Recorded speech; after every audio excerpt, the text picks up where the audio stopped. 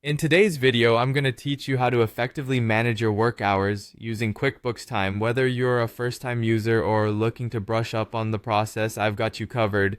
Let's get started by accessing QuickBooks Time. First, open your web browser. For the best experience, we recommend using Chrome. You can do this on your desktop or on your mobile device by opening the QuickBooks Time mobile app.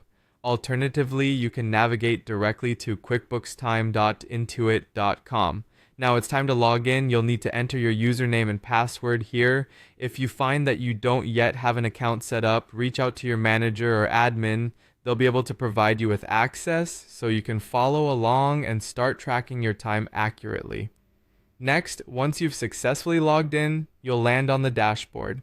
Here you'll find the option to clock in. Look for the button that says clock in or start time.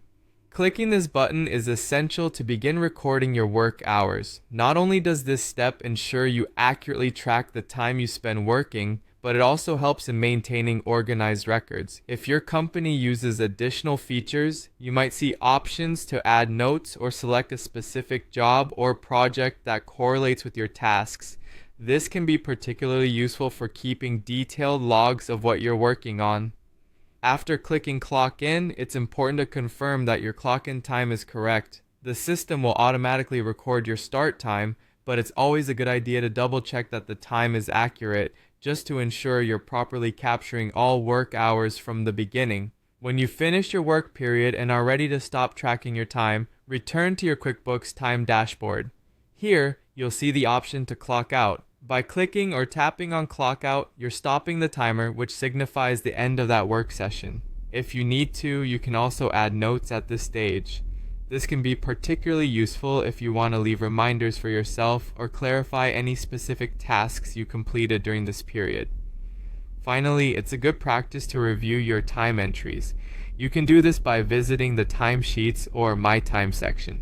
This is where you'll find a detailed log of your clock in and clock out times. Depending on your company settings, you might be able to make corrections directly. If this option isn't available to you, simply contact your manager who can assist you in making any necessary adjustments. And there you have it, a simple and efficient way to keep track of your working hours using QuickBooks Time. Remember, accurate time tracking not only benefits payroll and productivity, but also helps you manage your time more effectively. Thanks for tuning in today, and happy time tracking.